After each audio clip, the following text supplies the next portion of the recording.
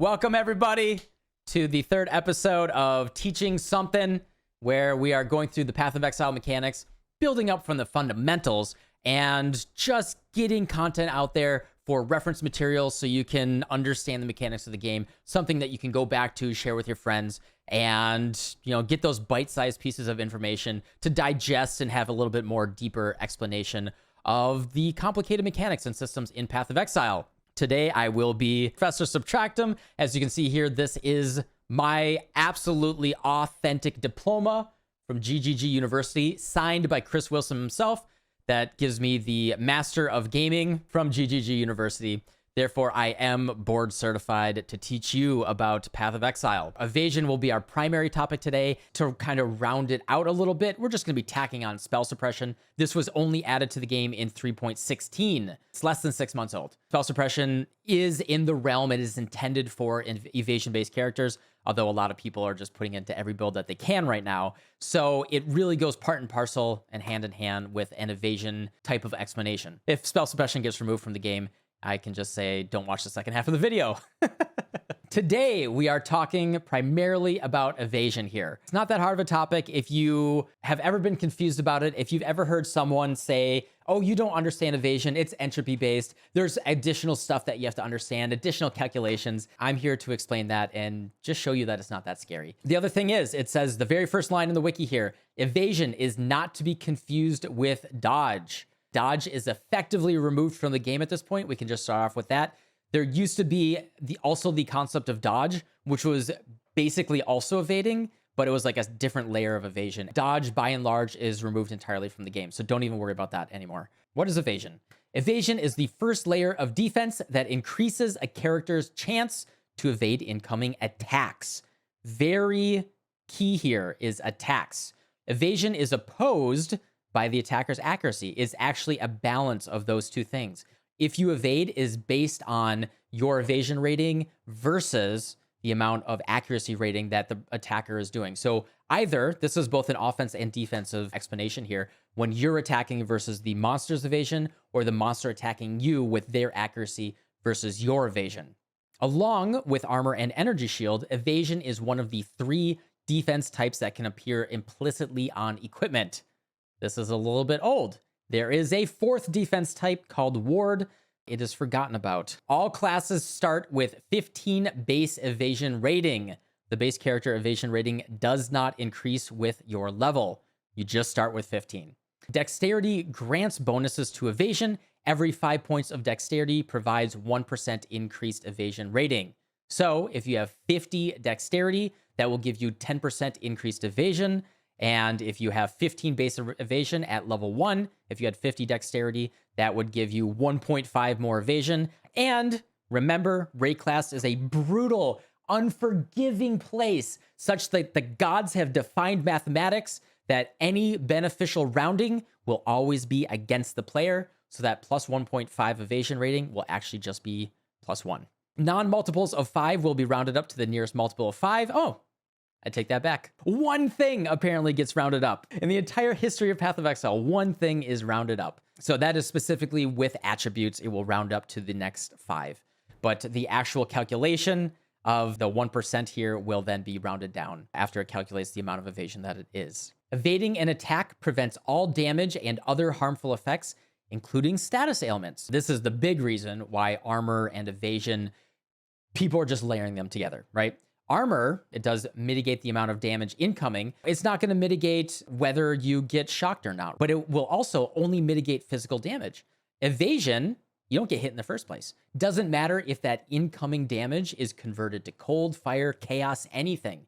Evasion is just a great defensive layer that if you don't get hit in the first place, hey, let's go. Only melee and ranged attacks can be evaded. Spells bypass evasion. It is just intended against attacks here. The chance to evade is an attack based on the defender's evasion rating compared to the attacker's accuracy.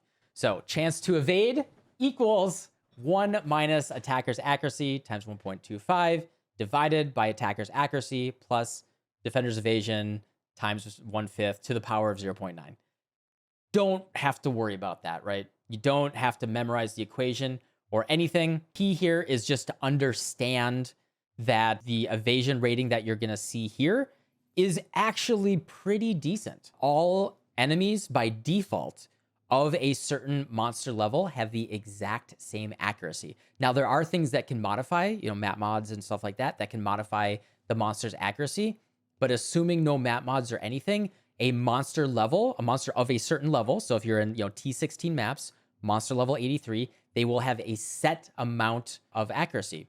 As your character reaches higher level, this will be a decent estimate for you. And if you need to double check that, you can set the monster level in here in POB if you want to check your chance to evade against the monsters there. So you can just modify this enemy level right here, and you'll see your evasion chance change. See, look at this. Look at the number. You'll see the evade chance down here as I change the enemy level. And then when I go up, you can see my evasion chance is going down. So you can use this to really double check your math. There are two modifiers which bypass evasion. Cannot evade enemy attacks with the unwavering stance keystone, and attacks using hits can't be evaded, which is, obviously something that the player can have as well. This is a thing a lot of people don't know. Evasion also gives an implicit chance to not receive critical strikes from attacks.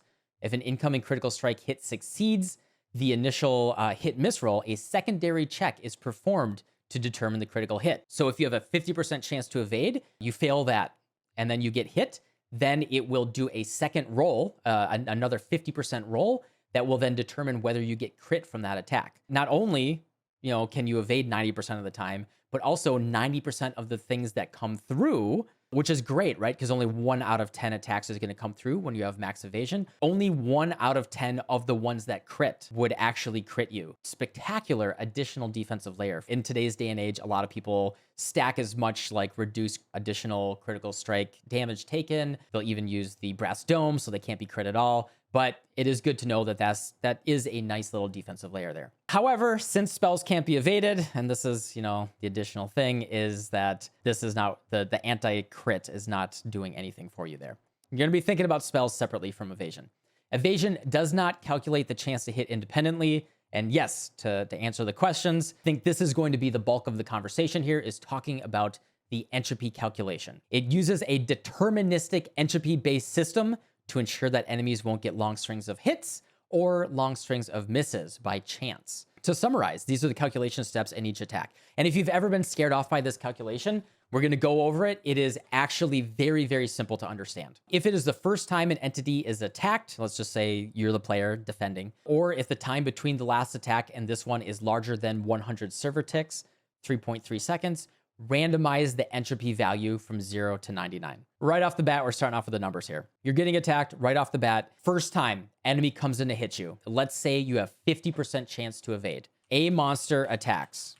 Based on the amount of evasion that you have and the amount of accuracy that they have, you have a 50% chance to evade. Step 1, calculate entropy value. If it's been more than 3.3 seconds, then the entropy value is going to be new. Calculate the entropy value from 0 to 99. It is just a value that is picked for this window of time for when the attack period happens. Calculate the chance to hit of the attacker using the above formula. So the enemy has a 50% chance to hit you, right? You have 50% chance to evade. Let's pick 40.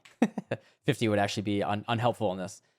40 is the entropy value. Add the value of entropy plus chance to hit. That is 40 plus 50, which is 90. If that number is less than 100, it is not a hit.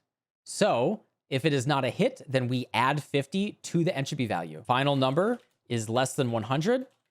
Add chance to hit to entropy value. Entropy is now 90. Less than 100, it was a miss. It was evaded. This is how it determines whether you get hit. It takes that randomly rolled entropy value from 0 to 99, adds the chance to hit to it. If it's over 100, you get hit, and then it resets the entropy value. If it's less than 100, you are not hit, and it just adds that chance to hit to the entropy value. So the next time that it comes in, right, if I have a 50% chance to evade and entropy is picked at 40, every time the same monster hits me at a 50% chance to hit, it adds 50 to that entropy value. Moving away from the monster resets after 3.3 seconds.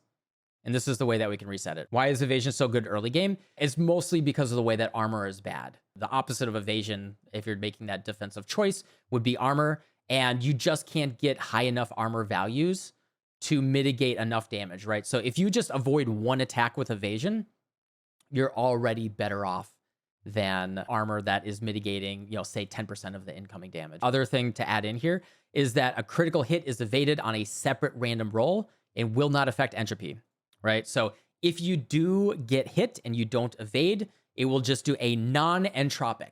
No entropy, it just does a straight 50-50, right? If you have 50% chance to evade.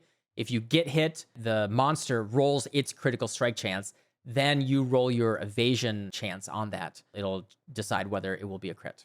Entropy has an upside for the player. It is not a full reset as attacks continue to come in. When you do get hit, let's say a monster has a 40% chance to hit me, this will be a lot easier to understand here and understand why entropy can also be good for the player. While this ensures that you're not going to dodge infinitely, it also ensures that you cannot get hit infinitely if you get very, very unlucky. Let's start off with monsters having a 40% chance to hit. Let's say that you get unlucky and you get an entropy of 50 right off the bat, right? Like slightly unlucky. What's going to happen? Monster has 40% chance to hit. The entropy roll is 50 when it initially starts. First attack is 50 entropy. I'm just going to do like 50 ent plus 40% chance to hit. That is 90. No hit. Entropy now equals 90. It adds the chance to hit with the previous entropy value. Second attack is going to be 90 entropy plus 40% chance to hit. That is going to be 130. That is a hit. Now you're sad you get hit. However, the nice thing is, since hit, entropy minus 100, it is now 30. This ensures that the entropy is now low enough. So third attack coming in is now 30 entropy plus 40% chance to hit. You have a 100% chance. When you have a 60% chance to evade, right? They have 40% chance to hit.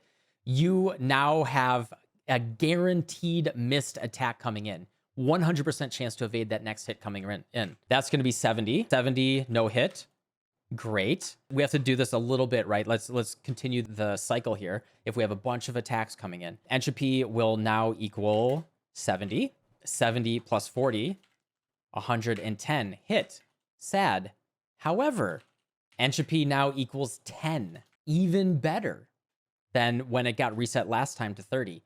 Now, we don't have to type it all out, right? We get a 40 and a 40. 80 plus 10 equals 90. We have a guaranteed evade on the next two incoming hits, no matter what. Since we got hit and the entropy kind of reset there, the next two hits are 100% chance to evade from the same monsters that have the same chance to hit.